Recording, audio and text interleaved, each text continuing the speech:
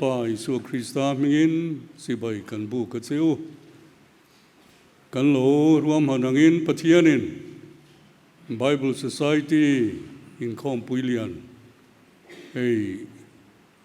tuntuna hian min ruai thenga Khatla Presbyterian Khatlanin lim takin nei takin hey min lo thenga an sunga kan lo me mani pathian tu thiang thim ngai thain sibai ibu kangu olalpa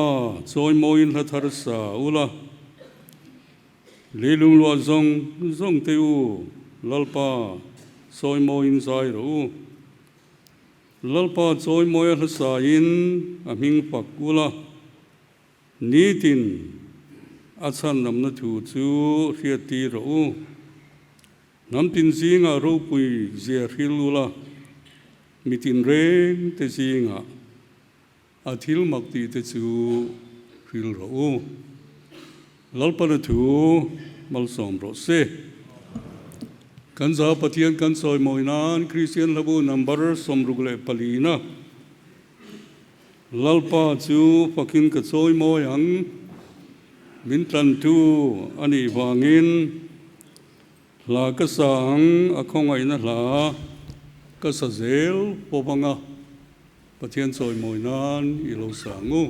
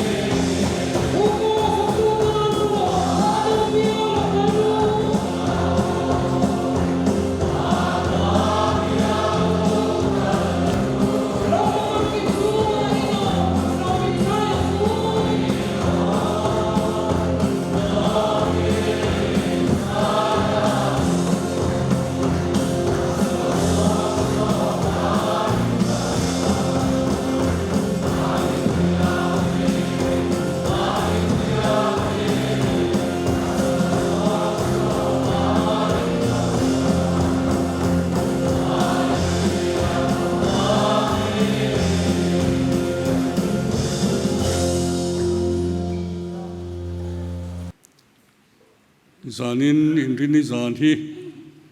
thleng tu ko ran te tong tra in khom nei zan ani ya sutia wang chuan kan zawain tong trai rual na kan neyanga kan tong trai na Bible Society pathianin min pe ka wanga lom tu soi na te tin Aizawl Auxiliary Bible Society rong bol na adin tran tira tranga boin tlenga Inkhawmpuia min thuai avante tin Bible Society Inkhawmpui Lian rwam hananga kan nei thei don avante in pathian hena lom thu kan soyanga kan zawai kan trung trai rualanga topna ero chu helai thangin kan rong siam don nia ki trung trai rualangu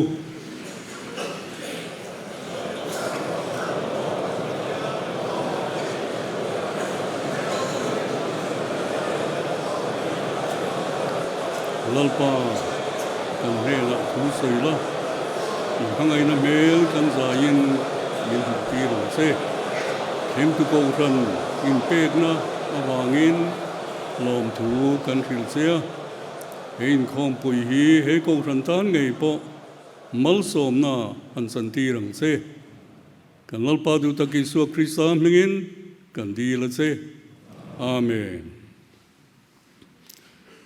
le tu na chuan kan program ma kan muang khan thu puan kan auxiliary secretary he na tangin kan ngai thanga simi zo chuan tual chung lama puan tu te tual chung ko ran ziak du he na tangin som non ngai lovin kan ngai thasui khal don nia Bible Society of India Aizawl Auxiliary Inkhawmpui Lian min hruai thlengtu pathian nena lom thu kan soya he hun mang tura ron kal zong te kan lalpai so krista hingin chibai kan buk cheu ani zaina kan inkhawm hi Reverend Dr. H. Vanlal Ava Auxiliary President in min kai hruai tan tu tur hi upasi Vanlal Muana Secretary Lunglei North Branch ani anga General Report kan ngai tha anga General Report hi Reverend Remlal Faka Auxiliary Secretary hena tangin kan ngai tha anga Finance Report le thucha toi hi Lieutenant Colonel Lalshiat Puya Auxiliary Treasurer hena tangin kan ngai tha don ani zaina hian zai pol zai tura kan be seite an ron kal kim thei veka an chunga kan lom tak zeta ZEM Choir Zarkot Presbyterian ko ran zai pol le basic choir kan hena tangin pathian fakna hla kan ngai thadon ani kan in khom chungchang ba ka hian thupuan tu then khatte han puang chun zomilangin kan chairman in soitong khan voin tlaya khan Bangalore tangin BSI ya kan soi tu te kan general secretary le director property management te an run thleng to zanin ero chun ha cholanga naktuk lama an mel kan mudon ani tin kan soi tu te ron kal hi tho chan ni lom tur jun ni som pani dar kole chan via hian an thlen na mun Royal Laloi Hotel a hian conference hall a auxiliary committee changlai mek tele tun tram thara auxiliary committee thar tur ten lokom tur ania chu hun all in siam sam turin kanin ngen ani hei kan biakin malam a tele lu na mun rem chang lai a hian thleng tu ko santen bom min lo hun saka heng bom kan hun hi Bible in pui kan sakme puala tholom bom ani chan hem ngai taka tholom te lo tho turin kan ngen cheu ani kan annual report zaina kan report tur hi abu siam ani he annual report bu hi kan in khom ban pa in lak chua mai thei turin an lo bo sai dona chu hon theu tur po in kan in nge na tin he kan annual report hi branch tin copy tur siam felvek tonia chu branch secretary tele branch lam ayo ten zanin in khom bana mamo lam na mun lama kan lo lam thei chuan alom ngotang tin shuai tu thar tram thar atana shuai tu atana than thar te hlan na hun hi naktuk zan in khoma hian nei ani dona zaina hian kan in khom kim kher lo mai theya ria ten kan lo chin chi atan pathian ni zan in khoma hian auxiliary committee te le anhuaya committee subcommittee sang te hlan na hun hi kan general secretary in anei dona chuta chuan ko kip taka kalturin kanin nge na kanin shiatir bok ani hei zanin ang huna hian in lom na te ani bokawangin in mer shiatir na hun reideu hlek zok kim chang deu hlek zok kan mang thina ming ero chu kan soivek seng don lova amai ro chu Bible Society Aizawl auxiliary huam chunga kan committee tele peng subcommittee peng sang te in mershet na hun zanin anga hian kan mang thina tin mundanga changa local tepo ani bokdona zaina hian ding turin kanin nge nanga kan lama piang te kan thut muna changin loading turin kanin ngen ani kan auxiliary hian office bear pali kan oma office bear tebi kichu kan tlem boka lammer shiat lo te po om thei ani ve boka wangin an mingin han mer shiat tirta ilangin Reverend Dr. H. Vanlal Ava President ani a kan Inkhawmpui tu hi ani a alom ome kan Vice President hi aron kal theilova engemo tulna a ani a kan ngaya kan auxiliary treasurer Lieutenant Colonel Lalshiat Puya alom ome khang te kha office bearer on kal theite kan ni a auxiliary committee member te khongai takin kan thut muna iloading ang he tilama te oma alom ome kan auxiliary chunga hian committee peng sang kan neya chung te chu kan han tile zungzung anga Church Relations and Resource Mobilization kan ti thin kha Church Public Relations and Resource Mobilization toizong in CPRRM kan ti chumia committee member te le chumi ba ka hetar kan rongbol tu poimo tak te auxiliary resource person kan ti te huam vekin tu na khongain iloading veliang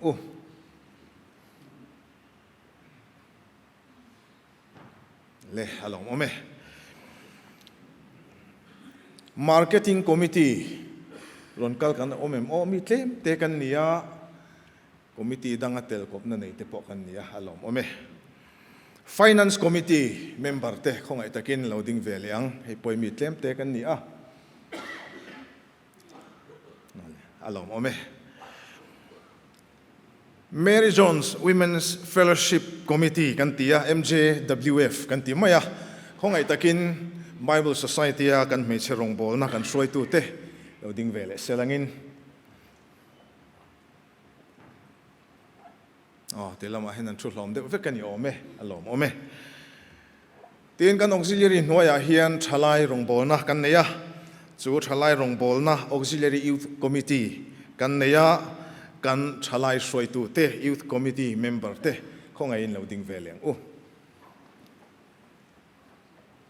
alom ome hei ba ka hian kan auxiliary hianin chanchin bu poimo tak kan neya chu Aizawl report ti ania Aizawl report editorial board member te mi tlem te bok kan nia ronkal thei kan omem loading vele tiang heti lama po ome alom ome Bible House kan sakawangin Bible House fundraising committee kan dina chuta chuan member engemaw zat kan oma local thei hi engzat nge kan ni khongai takin loading veliang Bible House fundraising committee member te le alom ome then khat chu voi thum din ngai te kan ni lo thei lova khang te kha committee peng sang kan nei te an ni hemi ba ka hian branch lama kan mi poimo te engemaw zat kan ron kal ti kan sia milo setia mulangin ka soito mo katia ka lo soikan pal hlava auxiliary translations advisory cell kan tia เลลินนาทกตูเตกันมีปอยหมอตักเตอันนี้ตัวหนักของไอ้ตักิน Auxiliary Translations Advisory Cell Member เตเราดิ้งเวลียง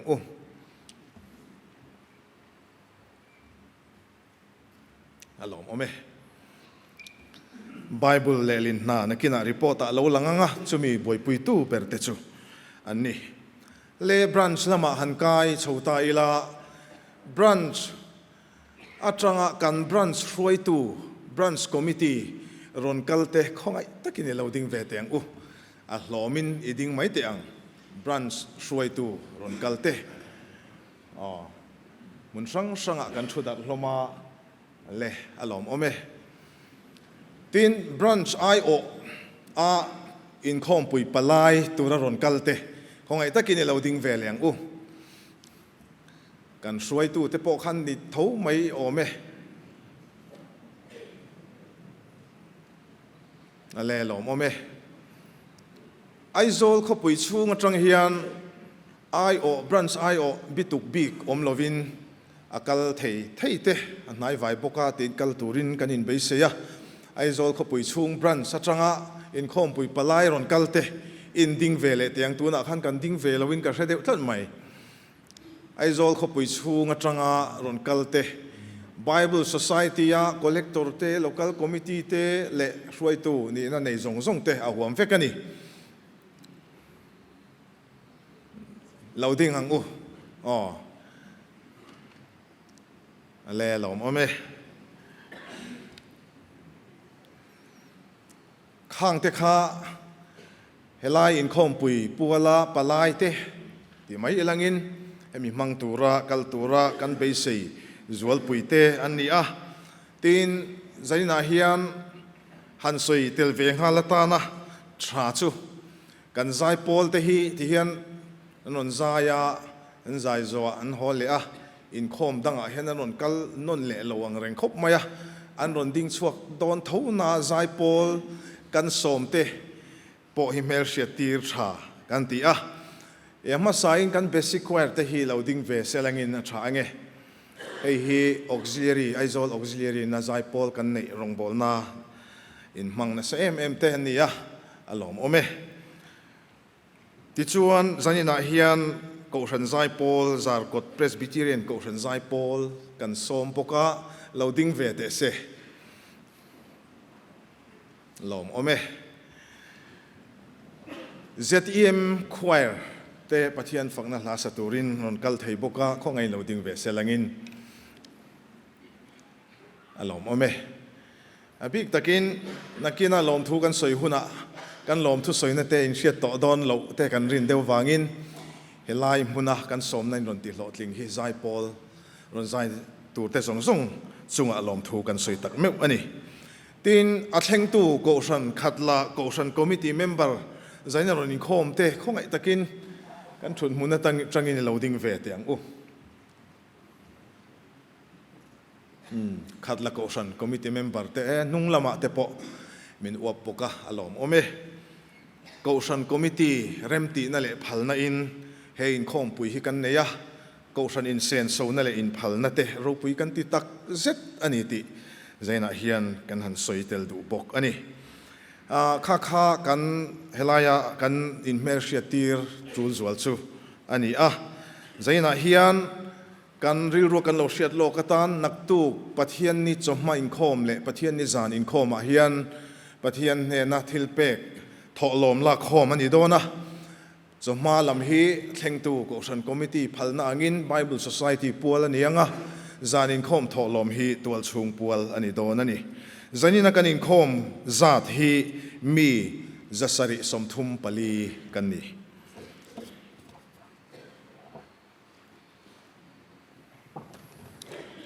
Bible Society of India, Aizawl Auxiliary, Inkhawmpui Lian, Mangtura local zong te, Khatla ko shanin, kan lo lom chewa, Inkhawmpui log tak mangturin du sakna kan la chewa, kan lalpa Isu Krista mingin chibay kan lo buk cheu ani. Zanin thlengkhan reception lam atanga report kan hriat theichina palai riak lu thi in lama somli le pariat anoma biakina hian somriat le pakhat anom boka an vain za somni le pakua tuna hian palai riak lut kan nei me kani in thiana chungchang kan hanin hriat ti lokanga kan biakin kongka achua dinglama step a chuk thlak khuan veilam panga mi pa le mei chein thiarna lian tham deuh hlek a oma ti chuan pani pathum vel helai chaklam varanda a phei hian biakin nunglama son a awm boka tin vestria hian pani kan nei boka tin koshan hall kan ti mai biakin tual zol somi hall thlang lampang varanda a phei son a topa son in thiarna a awm boka chumi zona chuan hall hnuaia te a hrang hranga pawh sawn a awm bawk ani tin kan hriat mai lo pon kan ashar te kan zawt dawn nia naktuk pathian ni tlai hian helai Inkhawmpui lian hmanga local zong te Khatla Koshan huam chunga choi vek turin kan som chewa mumal zoka choi na mun te kan hriat theinan thlen in siam sak cheu kan duwa chuwangin reception counter a son in khom bana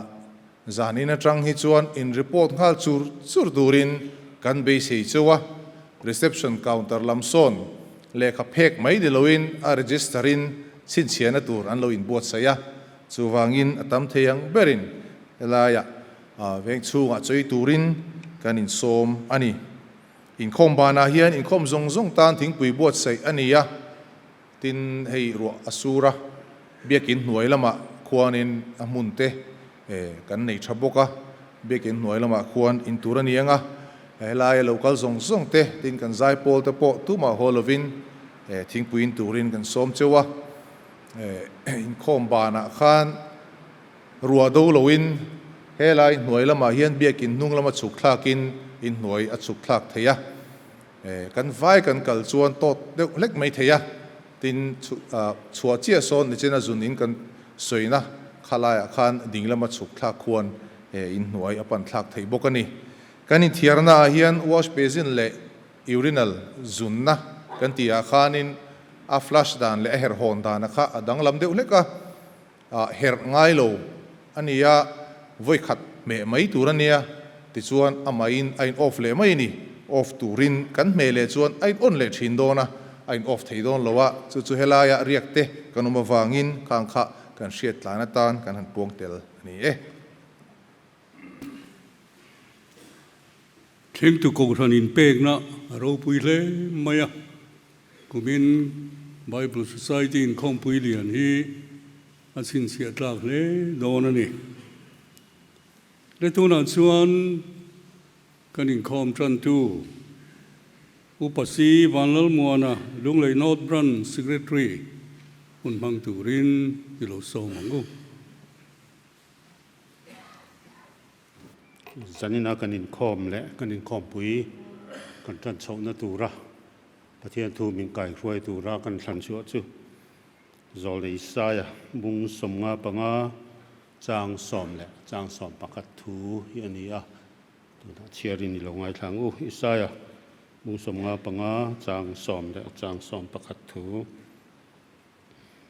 ruwa le vur chu wana tangin asur thina khilama khian akir le ngai lova lei hi achom zoka thil ato tirin achor tira bu chi the tu hne na bu chi ape a ei tu hne na ei tur apethin chutiang bokin kaka atanga ka thu chuak chu a omang engma ti nei lovin ka hne na akir le lovanga kaduang chu ati zo zo kanga thil ti tura ka tirna chuan a lo tling bokang thiang lim kan chiarte kan zatan lalpan mal bin som sak theu ro se pathian nungma ko ni tong trai khongai le thuta ka khat kan pathian Jehovah oma to me ka le lo la tur chu zanina hian kan hne na po I ti kan ria a chi bai kan buk che a inena fakna le choi moi na kan run la na che lalpa imi te I ko khan ho te na kan trung trai na te min ti lo tlin sak atakin voina tangin kan changa hei zanina kan Inkhawmpui te an lo tan chho thei ta a kan chungai thatna le heng kan tong trai na I chan na zong zong awang po hian lom thu kan soi non le ani lalpa kan tia piang hi ro pui puan chua na alo ni vek theina turin heng te kan lalpa du taki so Krista ming thiang lemin kan ron di le amen Zai Paul ZTM Choir Pathian Pangal Hamoy Rem Turin Ilo Som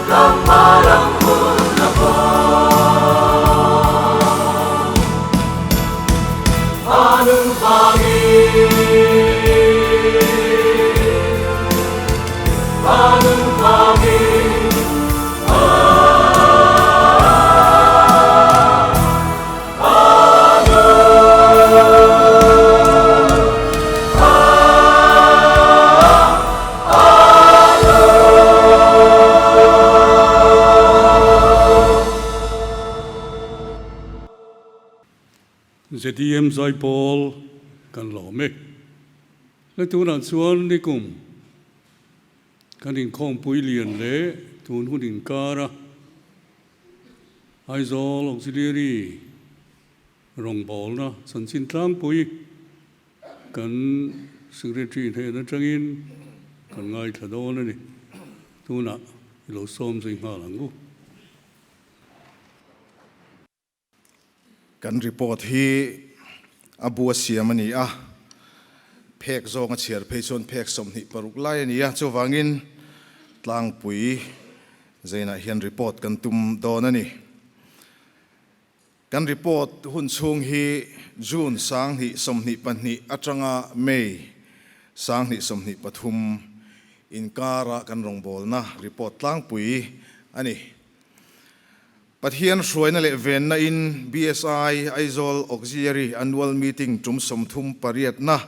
กันลงมังเทตาฮีอารมณ์ตักเซตา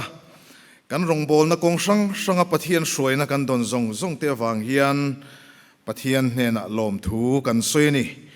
จูนสังหิสมนิปันหิจังเมย์สังหิสมนิปทุมชูงา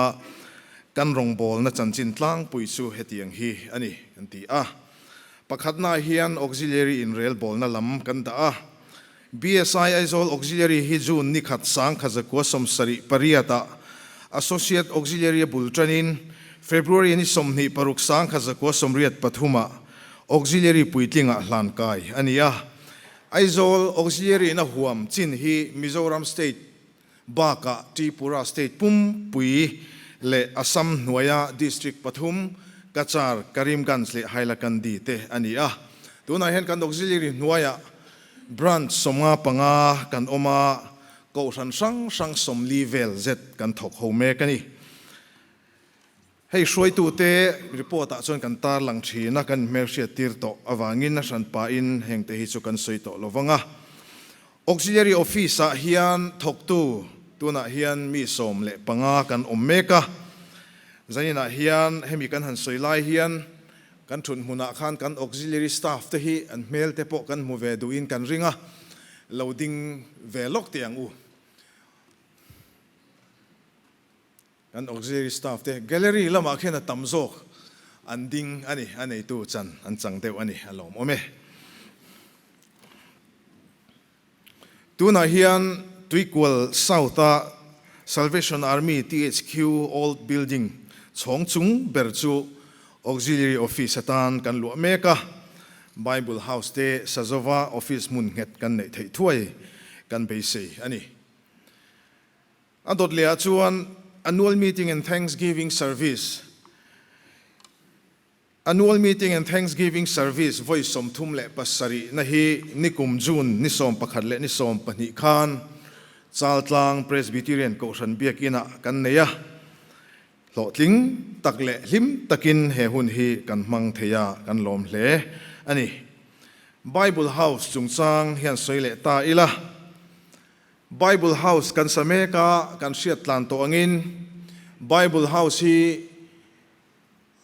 ทาร์กันดูวางชิมเมื่อจังกังโซกันดูวางชิมมัวสากันนี่เราติกันเสร็จลางเชียดกันตัววางินเราเทลวิน Bible House กันสาอินรินโลกนะปอมเราว่าอินเลียนตักสากันนี่วางินหาวตะกะสุมในสาอมลวินบุลจันอ่างจุดที่จงชวนเทตบกันสวเมกะตัวนายเห็นกัน Bible House สักเมกฮี first floor จุง slab ชุนโซโตนี้อินจุงเบรตูร์จู่มิโซปาเชียร์ชงสริตัวนี้ชงสรินะบันเลบีมกันเสียเมกะฟูร์ปุยเราเห็นตักมาเฮียนอารูเรลจวลปุยเตจอมันตูรินเทตบกันสวเมกะกุมสังหิสมนิปันนิอัจฉริสังหิสมนิปทุมชูงา Bible House Bible in ปุยสักนตูระทอลมกันหมู่จัดจูเจงหน่วยจันหิสมงาปรุกสิงเรียดสังหิสังาสมสริปลีเลปอยสสมปลีอันนี้Bible House สักนาตานะทอลมอตีระจังตูนเทงกันดอนโตซงฮีเจงหน่วยจันหิสมสริสังกัวเลปทุมเลปอยสมเรียดปังปอยสมเรียดปลีอันนี้กัน auxiliary นักกันตัวสวดจังเฮียนตัวน่ะเฮียนIBSTA bank account เจงหน่วยจะสมกัวจูกันดาลุตบกอันนี้ IBSTA กันที่ฮี India Bible Society Trust Association ที่อันนี้จูมีมิงจูอินเดียรัมปุ่มปุย property กันในสงที่เอ็นกอลตัวนี้จูมีมิงชวนไอโซลาเฮียนเฮกัน Bible House ปัว Bank Account ที่หนอันนี้ให้วินละมาคอมมิตี้ละมาชวนกันบรันช่วยตัวเตและ auxiliary level มีเตปอสุนนะหุ่นเตกันมังตัวตุนจุมาเฮียนกัน auxiliary กันคอมมิตี้ปอยโมอัตเตลเตมีปัญหาจงจางหันสวยเบลเล่กันหันตัวReverend Dr. Lal Chuan Lian Translation Advisory Cell Member Hian Nikum July ni riat sang hi som hi pan hi khan chatuan ram min pan sana ani hi kan auxiliary president lui te po lo ni to in branch lama te po kan shroi tu poimo ni in kan mi poimo te zingami ani ba ka hian pulal mon puya sha sel youth committee ya kan chief coordinator chu Nikum vek September ni somni pathum khan ani hian chatuan ram min pansan taboka kan rong bol tu poimo le tho hlok tak ten min kal san hi poi kan tin kan ui tak zet ani tin Bible Society hian kan huam chunga ko sang tena pathian thuzir na mun le rong bol tu te in bua sei na mun an neya hian Bible athlonin kan pechina nikum chung khan heng pathian thu zirlai te rongbol tura in bua sai mek zirlai te hena hian Hebrai Bible som sari pariat Greek thu thung thar som kwale panni le English NRSV Bible som li le paruk athlonin kan sema chung te chu Aizawl Theological College te Academy of Integrated Christian Studies te Officers Training College te Calvary Bible College te anni tin Bible Society hian kum tin ruam manna kum khat chung kan rong bol dan tu ruam manna siamin India rampum huap in mo khom na poimo chinhi poimo tak tak kan neya pakhat zok chu annual planning workshop ani annual planning workshop hi nikum September thla khan Kolkata nei ani tin adang le kan nei chu budget workshop ti ani nikuma khan Bangalore October thla khan nei ani bok ani tin he workshop atanga alan danin kan auxiliary hi India rama tholom tho sang ber kan ni thu te tarlan ani alang theya tin kan auxiliary na kan tho chu hi cheng noi zali som pakhat singria sangli zathum som riat ani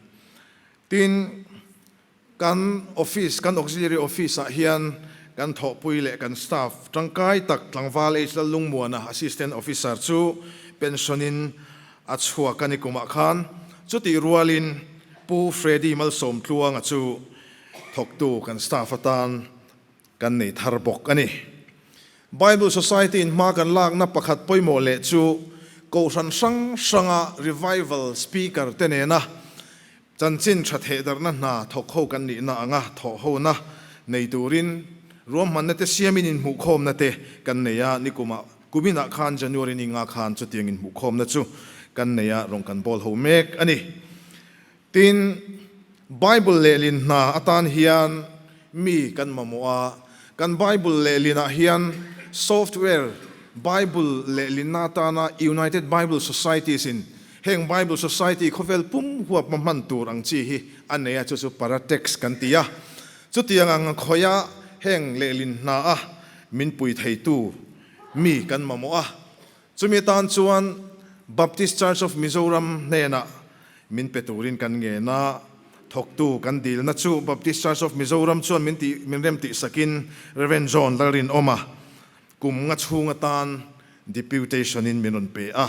kan lom tak zet ani tin Bible Society rorel na sang ti mai langin poimo ber anga ngai thei ani ome BSI Triennial Central Council meeting hi January ni somni panga le ni somni panga ni somni pali le ni somni panga khan Bangalore nei ani poka heta hian kan auxiliary train kan president te upa LH moyan tialum Central Council member alternate te PLN vanal nun pariral te Dr. R Lom Zuali te le Reverend Remlal Faka auxiliary secretary te an kala hemi truma hian kum hetianga Bible Society ina aloti chin award of excellence an tia choi moina aniang chu tiang chu kan auxiliary hian highest contribution award tho lom tho nember India rampum puya tho nember lom man kan donga alom tak zet ani hemi tuma hian Bible Society shroi tu thar than ani boka chin chia a har deuh mai theia report bua tho wangin kan lo en thei boka an ming hi soi kher lo mai langin chumi zinga General Secretary thar Reverend Dr. Kavito G Zimo chu tun tuma ronkal kan shroi tu hi ani tin tuna hianin mara Bible hi revision ti ni in ti zo vek to ania tuna hian chut mek ania kumin chung nge mi pui chiar thei turin ti chu man kan tum ani kan auxiliary chunga thil chin chia tlak dang le chu Bible mizo Bible mel mang thar kan nei thar te ani kan auxiliary hianin thei top so in Bible tha te amoi zok te rong chi sang le design sang te nei turin thei top kan so zela tuna hian amity Bible kan tia China amity printing press chut Bible tha akom rong chi sang sang kan nei thara tin mizo thu thung thar sam le thu fing hi pocket size kan nei thar boka tin avoi khatna tan mizo pocket size Bible amity printing press chut hi mani dewa changkhan kan ti chuak thar bok ani hemi pocket size hi kot ipte vela po abo mai thei mi patan po ke kor ipte abo mai thei ania chu tuna hian kan nei thar boka heng ba ka hian mizo multi volume Bible po en fel ani to a ron chuak thei hun tu re ro chu kan soi thei lova heng Bible chi thar te hi mizo Bible OV re-edited 2017 kan ti vek kha anni tin February ni somni panga atang ni somni paruk khan kumin khan Republic Veng Presbyterian Kausan biak ina BSI Aizawl City Area Meet lotling takin kan manga Aizawl khopui chunga branch sang atangin mi engemozat kan kal khoma Inkhawmpui lotling tak kan mang theya kan lom hle ani kan lo puan to le kan soi thin to angin ke report huam chunga hian BSI membership fithar en thatna kha kan nei ta kha ni kan hriat tlan vek to ani awangin heng thil te hi kan soinon si se vek lovanga amaro chu chin chia tur poimo zuale ro chu life member ni theina cheng sanga ni thin kha tuna tangchuan cheng sang thumin ani thei to dona patron member sing khat ni thin kha cheng sanga in ani thei to dona kan ti thar le chu chief patron hi cheng sing khatin ani thei don boka chief patron ni te piang hi Bible thatak zipar pek tel vek ani to anga certificate baka chumi baka chon patron member le life member te hi batch moi tak helaya vuatur andong tel zel to dona chief patron pon kha batch kha tel bok ani auxiliary resource person kan ti te hi kan auxiliary hian kan neya chung mi te chu BSI rong bol na konga mi te fui phur tu le thei top chua chanchin tha tlang au pui tu te an ni chu tiang te chu kum sang hi som hi pathuma tanga sang hi som hi paruk chunga ta na ruat thar te in mu khom na me ni som pasari khan kan neya rong bol na ta na thil poimo te kan soi ho ani tin auxiliary hian rong bol nan lir thei kan mamu kan lir thei pakhat zok hi alo hluitak dewa wangin athar kan leya mani loka bolero neo enten thar kan leya kan president Reverend Dr. Aizawl avan ahlan na hun po mangto ani tin semdar na hi Bible Society rongbol na chona poimo emema lelin na kan kalpui mek line semdar na po apoimo nep lova mamo tu tenhena Bible tam theyang ber sem chu hi kan tum pakhat poimo tak chu ni ti chuan April ni khat sang hi som ni pan ni tanga March si som thum pakhat sang hi som ni pathum chung hian kan auxiliary chunga hian branch roi tu te ko san ho tenen Bible chi sang copy nuai ni singkua sangriat zanga som ni pariat kan sem chuak theya kan target ero chu kan tlin thei chia lawa sem chu tur za ta be sei จุดที่จุงจวนกลุ่มดังส่งไอ้พวกกลุ่มขัดช่วงกันออกซิเจนกันเสียมชัวตำเบอร์จุมนี่อินกันเสียลมกันที่มันนี่ตินทอลมจุงจางฮีหันสวยเตเลตาอีละ Bible Society รองบอลนาตานะกันซุ่มนาร์เบอร์จุกอชันเละมีมาลชันเฮมง่ายเตทอลมติงคอมฮีอันนี้จุมีตานจวนมีตั้มตักเส้นคอมนาทกตูออกซิเจนเตบรันช์เตตัวชูงเตมีจังกายกันเนี่ยตินมีนพัลตักกอชันมีปุยเตอันปกะชูงวางจวนกุมกัลตาชูงคานเจงหน่วยจลีสมลีประคัดเจ็ดกันหัวช่วงเละเทตานี่อารมณ์ตักเจ็ดตะกอชันโฮเทนเฮนะปะให้มีเส้นคมนาทกะเทโตชัวทกตูเทนเฮนะปะลมถูกันสวยอันนี้ซุ่มดินหุ่นลำให้จูเทรเซอร์รีพอร์ตชนะกันไงทักโดนวางินกันสวยระวังทอลมทอชัจวลเตฮีบรันส์เตเลโกชนะเต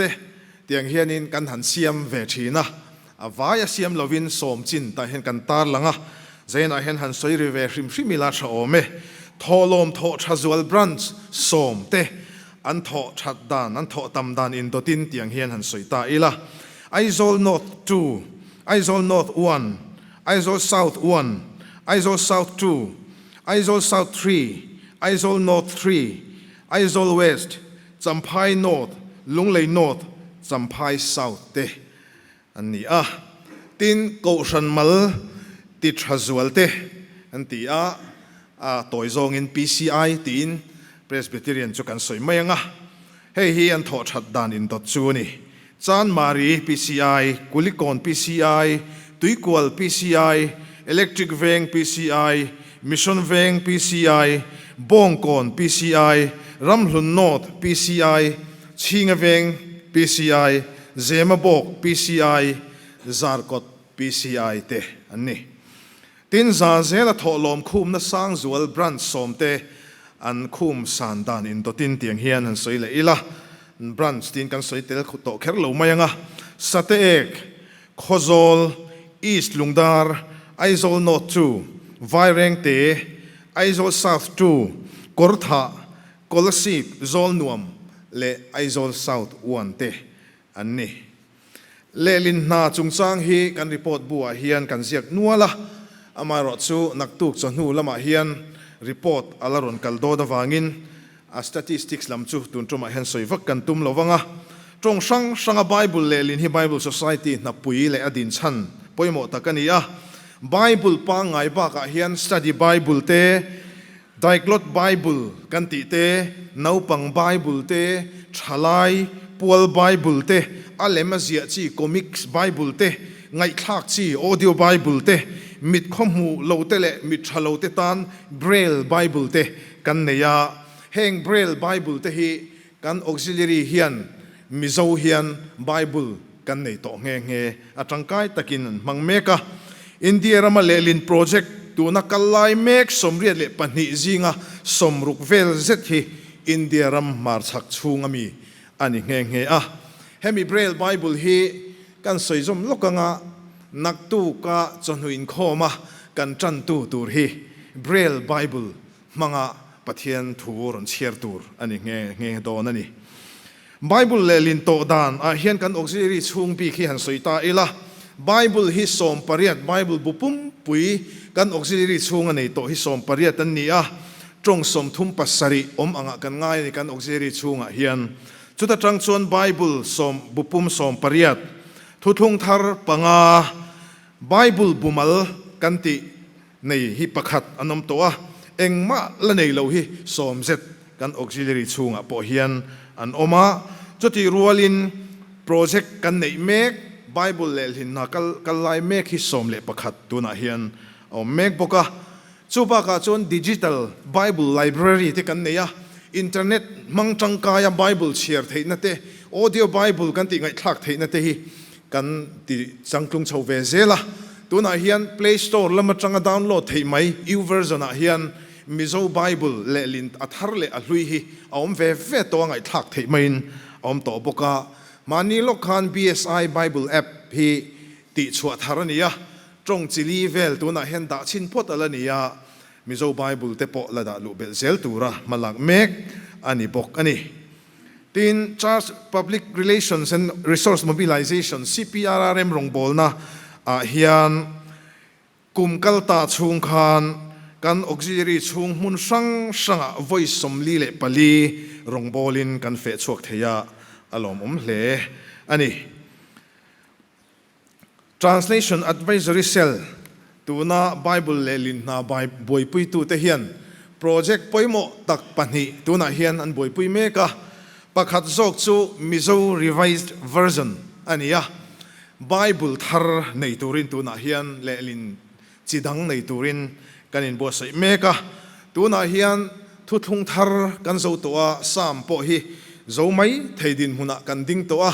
nakin loka thlani khata chuan thuthung thar le sam hi he revised version hi aron chua theite po kan beisia tin chumi ba ka chuan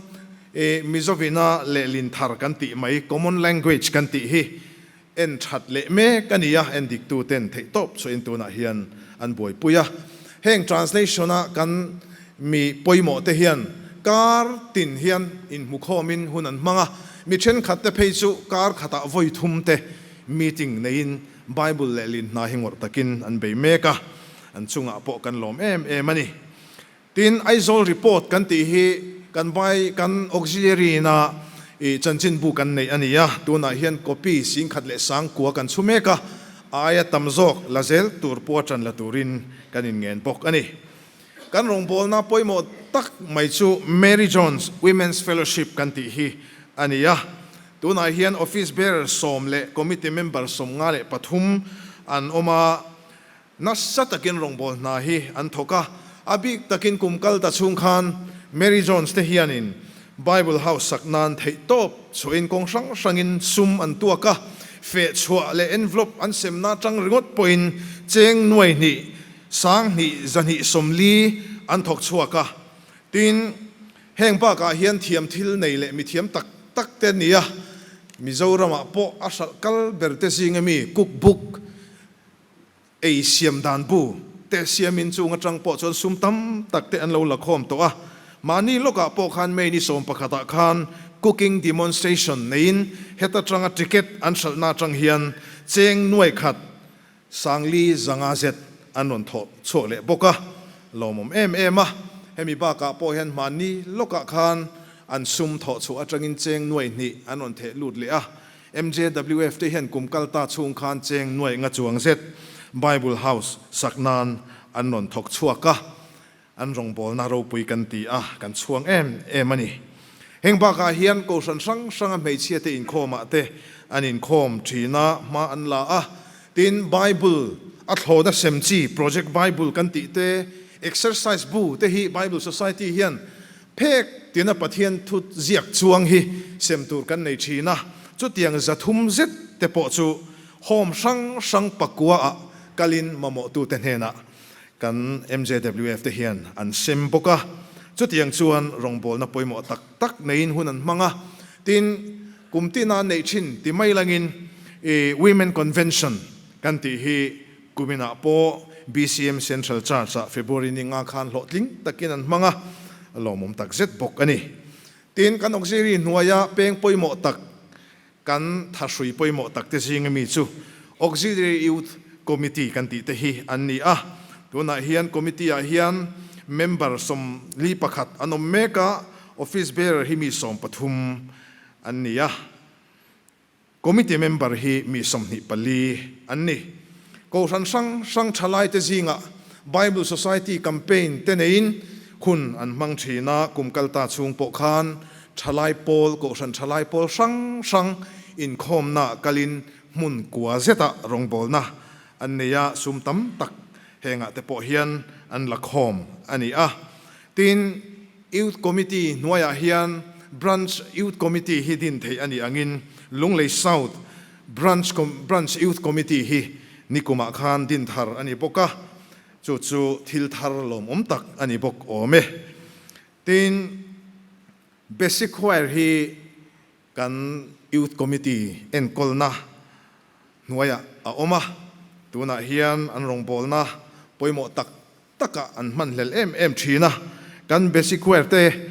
hian tuna hian member som ni panni ania la voiza som li anzir toa rongbol na nein voice som nga an fe chuaka an lasak zong hi za som li pali ani basic choir music video chatuan nun na thu ti chu march ni som pariat khan tlangzar aloni bok ani tin youth committee na abo sai thin choir convention ti hi Bible Society nuaya zai pol te pol Inkhawmpui poimo tak hi chan mari Presbyterian kausana march ni som pariat le som pakwa khan nei ani bok ani heng pa ka hian kong sang sanin sum an tuaka tun haya po khan an sum hu cheng nuai khat singa sanga zaruk som ni chu auxiliary officer an chung lut boka kan thalai pol te hi kan tharui poimo tak an lani chun zom zela alom kan tia kan chuang em ani tlangkom na thu hi tiang hian kan chiarange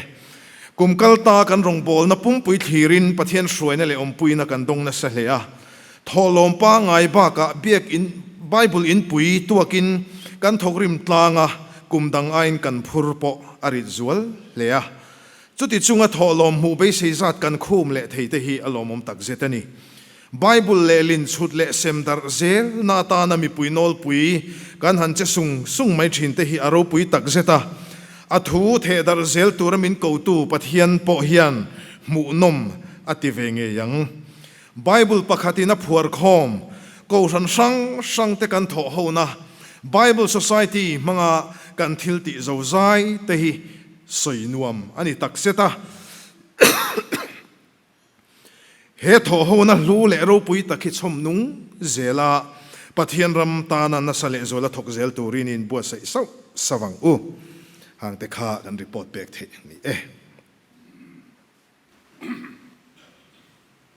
tuna chuan zarkot Presbyterian ko hanzai pol pathian pagna la sa turin ilo so mangu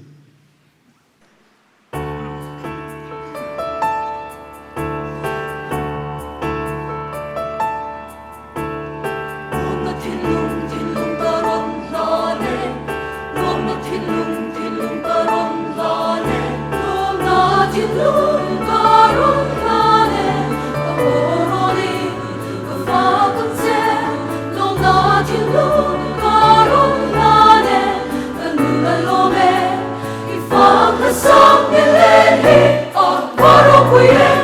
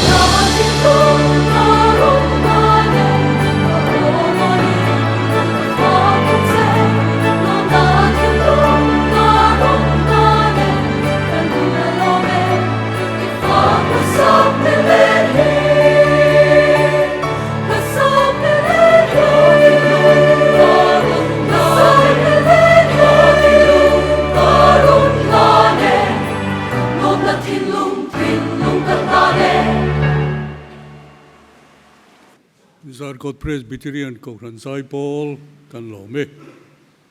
itu na chuan kan auxiliary sum din hun report kan treasurer lieutenant colonel lalriat puin he nan changin kan ngai thanga thusa an he nan changin som nan ngai lobin kan ngai thazui hal don ya Hallelujah. Zanina hun tak mai BSI rong bo na chan chin kan ngai thak thei na te kanan ne ya ro pui hle mai kan activities tlang pui chu kan secretary ne na tang khan lo ngai thata a tu na kan ngai thak hi soitak ang khan finance report ni a April sang ni som ni pakhat atanga Mars sang ni som ni pani ani don ani Bible Society hian tangka aman na te hi alang tang turani ti hi akal pui mek dan ani a tun truma po hian kan auxiliary chung sum chet vel dan ba ka Charter Accountant Audit Statement po kan han thil telani ti ani a amai ro chu ta hian van doi thak takin kan computer account lam an vonna system ERP system anti maya chu tun nai loka arsana umawangin chu mi konga chuan hemi audit statement takhi kan ti chuak thei don lova amai ro chu tuna kan han ti chuak te hi adik to kha audited statement atanga la khani ti ro chu kan un soini selangin acha ange report khai khom na April ni khat sang ni som ni pahnia tanga March sang ni som ni pathum general income pakhat na local contribution ei hi nuai somli pakhat nuai zali somli pakhat sing ni sang riat le zasari pasari ani a ei hi local contribution kan ti chu emi branch atang te in auxiliary le mimalin eta kan sum tho khom ei hi ani a ti chuan publishing receipt kan ti a hian nuai zanga somni pali singruk sangruk zali som kwa pani to omboka publishing receipt kan ti hi Bible chi sang shalna ni china soita ang khan kan Bible nei tharte po katiang kan shalna tanga kan summu khani a tin other income hi nuai riat sing kwa sang sari za som riat paruk kan ne ya chu bank interest kan ti te le thil dang atang te po in ani ti chuan a total nakina ala don thowa kan chiar deuh thuai anga total hi nuai zali som kwa sing kwa sang kwa zali som pali ani tin kan man ral na tang pui te staff cost ti a chu staff salary ti te leave encashment provident fund le pension contribution ti te le thil chi sang atan khan nuai somriat pakhat le sing khat le somthum paruk arala tin office cost ti chu thil and repair na te stationery te telephone electric bill ti te tui bill ti te akhan nuai thum sing khat za pathum ral bokani tin program expenses a hian nuai somli pare sing sari sang rukzali som ko panga a oma hemi program expenses te hi zinvel na te tin motor kan leina ang chi te tin Bible week le workshop seminar ti ang chi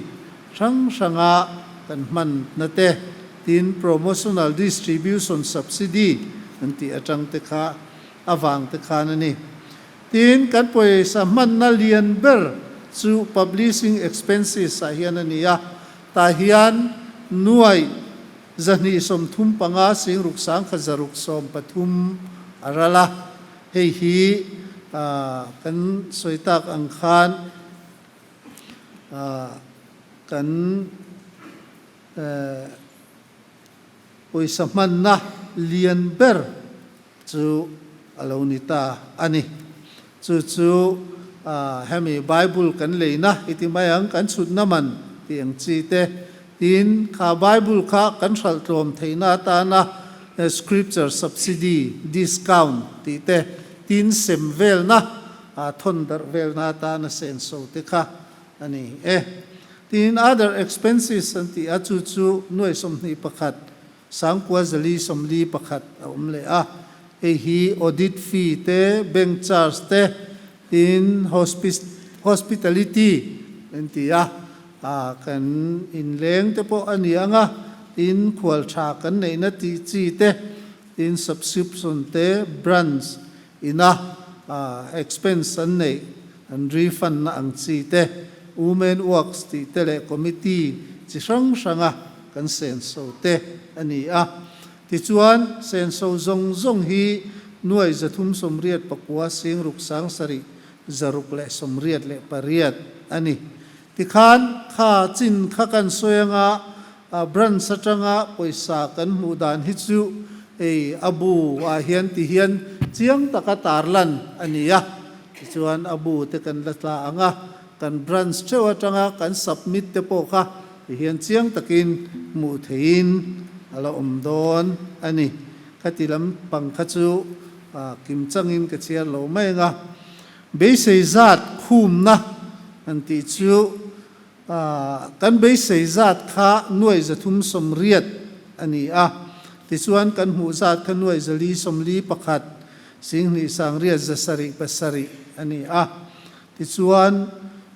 kan khum na zat chu nuai som ruk pakhat sing ni sang riat zasari pasari ani tin nikum khum na an han ti le chian zok theina turin nikuma kan mu zong kha nuai zali som pakhat sing riat sang li ze zathum som riat ani kan soitak angin kumina kan mu hi nuai zali som li pakhat sing ni sang riat zasari le pasari ani ti chuan a difference nikum kan khum na chu nuai som ni pakwa singli sangli zathum som ni le pasari ani kan auxiliary account te hi kumtin charter accountant ten an audit thina tin chumi ba ka chuan kan stock te po kumchan ve te half yearly te in min endik sakatiam chuan mumal taka transparent taka account te hi vanani kan report hian tumdan tak chuan audited statement po tarlan tumani hei kan in buat saina po hian audited report chu abu hian kan han da tele ti te ka kan han ziak lang man to amaro chu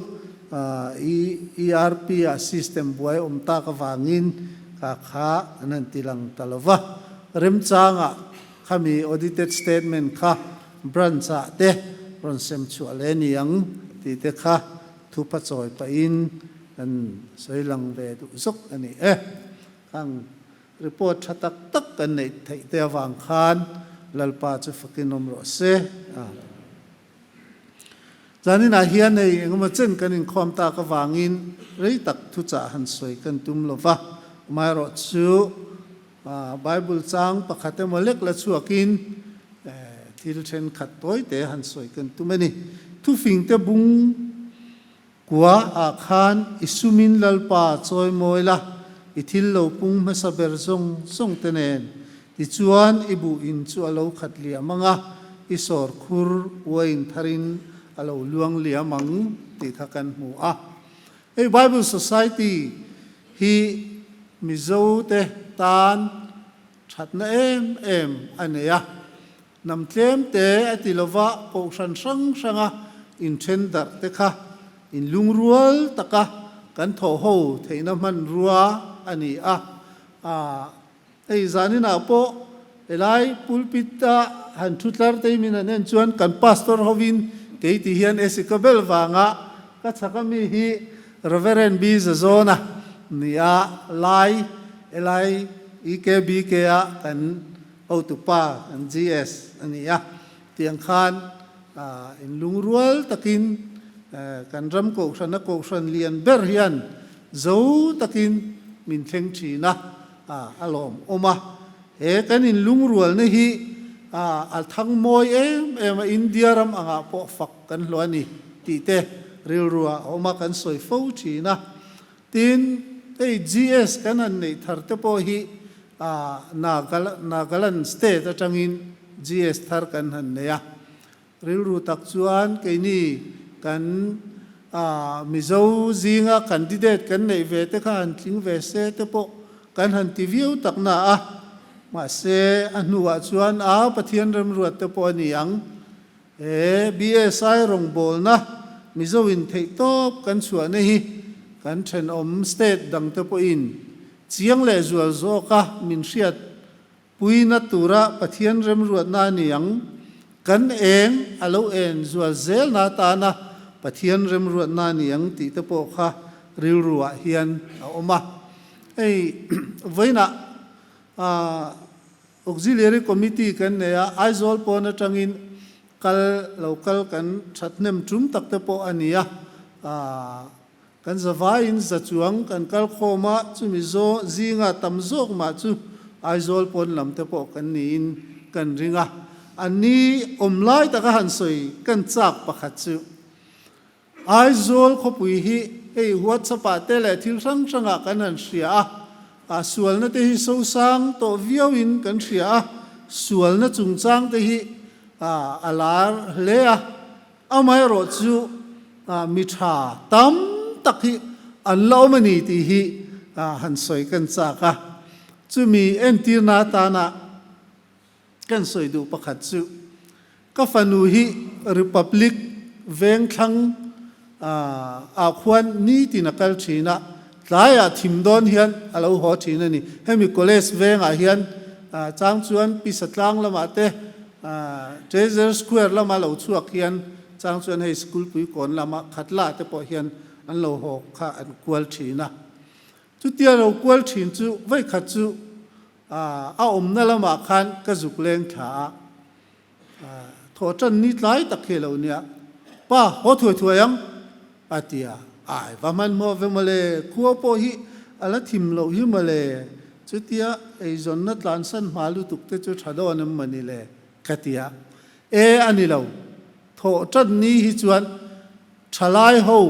in khom tlai hlau hi an lo ho ngwa zela ho ma lo chuan ho na harani ati thatani ka fanu chuan republic veng monga tanga college veng hetiaron zo chowa a local chho khan tho abik takin tho tan ni tlai hi chuan thalai ho in khom tlai hlau an na tho na tanga man mo takaron ho sok kha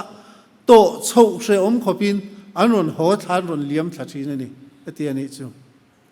chu mi zia chu kan thalai tam tak hi pathian hrami an la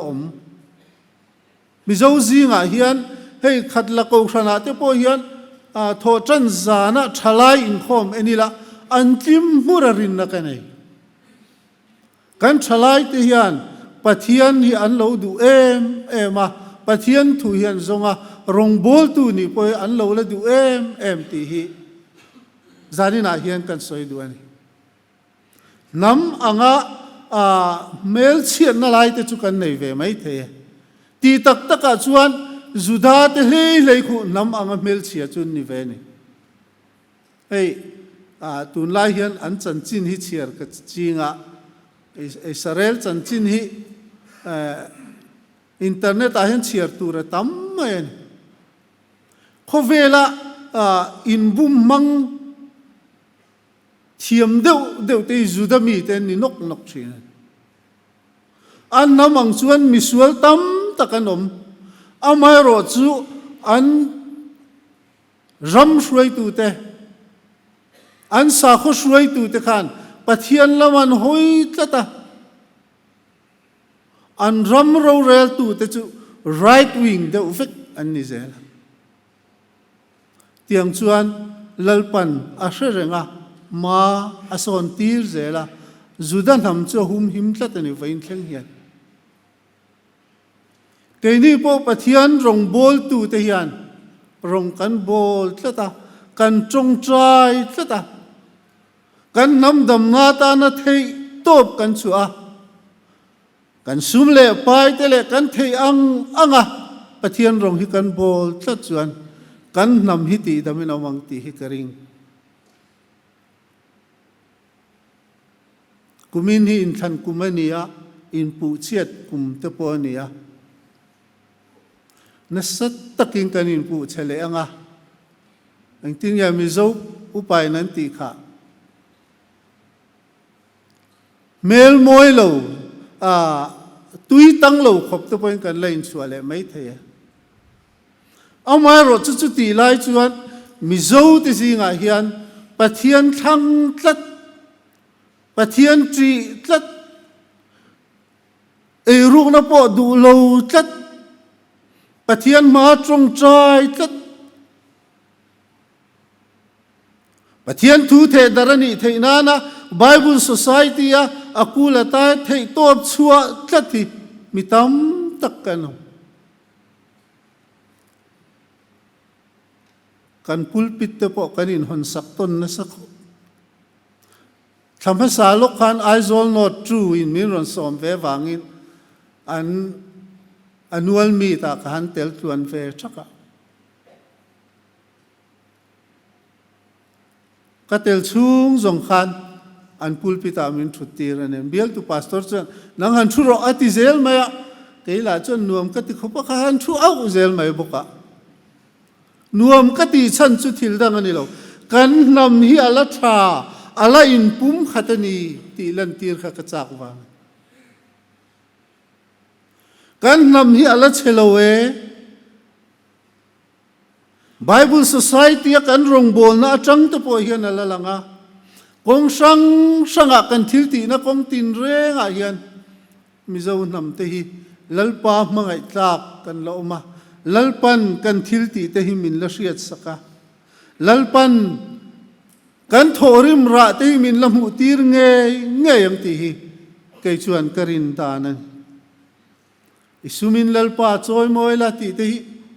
Juda te ho soi ni mai te soi tu chu ma se ke ni mi zo te nge hi a mang dik tu te kan nia kha zanina report kan han ngai tha ga te khan covid bo ruwa ka wangin har san na tam tak kan tok chung poin kan budget te chu kan la ne a nikum ain kan la thok tam zo ka chu ti chung chuan Bible house chu kan la satluk tuk reng bokan heng zong song hi kanin pek na in tho rim na lalpan asriat reng na mal asom na lo luang liam ani eti in zanina hian khan soi dua Bible Society thokrim tu te zong song le kan ram le nam ta na trong trai thin tu te chunga zanina hian Bible Society ayo in lom thu kan soya ti chuani bu in chu lo khatlia manga iwain isor khur wain tharin alo luang liamang lalpan kan za in malmin som ro se ang le bisikhoer pathian pakna lamoi rem turin ilo som le gule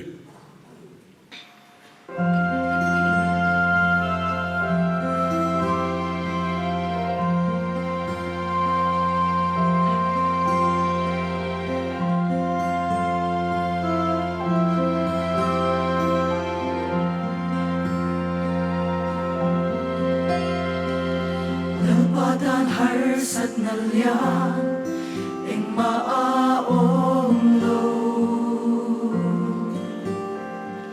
Tlang yat bersom turpo I kay lawan ay lo Tim sa berkyan tir turin eng kimati Ngay na thu perata at san chuak thei che ho ko vel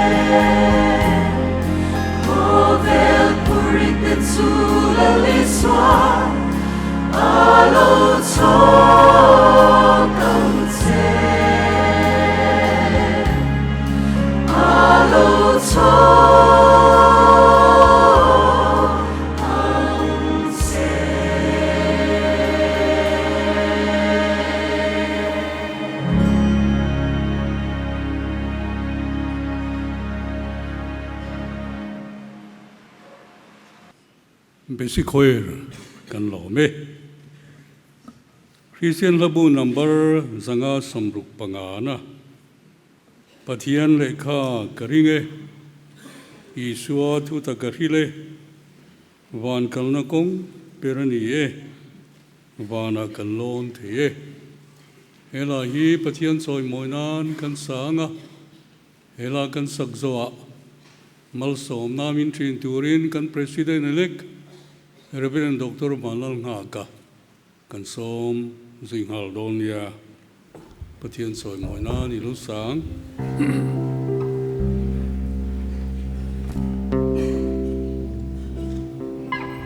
Patian le kakari